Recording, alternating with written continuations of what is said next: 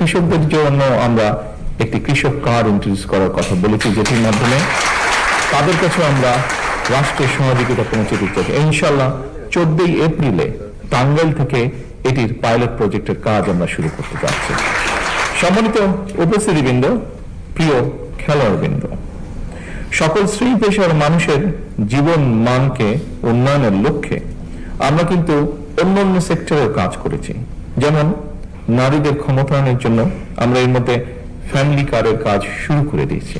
হতে পারে এই মুহূর্তে স্কেলটি ছোট, কিন্তু ধীরে ধীরে আমরা এটিকে ইনশাল্লাহ লক্ষ্যে নিয়ে যাব, আমাদের যে লক্ষ্য সেটিতে নিয়ে যাব।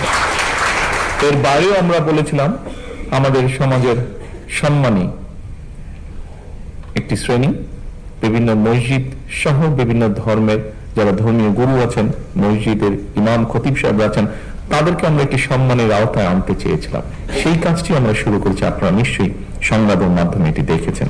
এর বাইরেও আমরা বলেছিলাম যে আমরা সারা দেশে আমাদের বিভিন্ন প্রাকৃতিক দুর্যোগ হোক, আমাদের কৃষকের পানির সেচের সুবিধার জন্য সহযোগিতার কারণে হোক, আমাদের ভূগর্ভস্থ পানির যে নেমে যাওয়া সেটিকে রোধ করার জন্যই হোক, আমরা খাল খননের কথা বলেছিলাম, সেটির কাজও আমরা শুরু করেছি।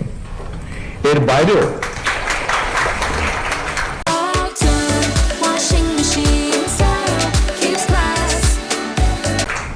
আমরা বলেছিলাম যে আমরা এই দেশের কৃষকরা হচ্ছে এই দেশের সবচেয়ে বড় একটি অংশ।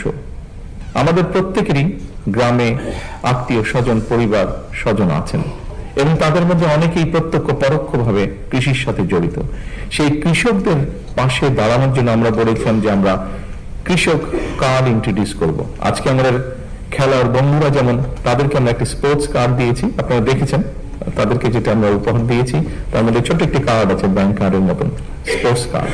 ঠিক একইভাবে কৃষকদের জন্য আমরা একটি কৃষক কার্ড ইন্ট্রোডিউস করার কথা বলেছি, যেটির মাধ্যমে তাদের কাছে আমরা রাষ্ট্রের সহযোগিতা পৌঁছে দিতে চাই। ইনশাআল্লাহ 14 এপ্রিলে টাঙ্গাইল থেকে এটির পাইলট প্রজেক্টের কাজ আমরা শুরু করতে যাচ্ছি।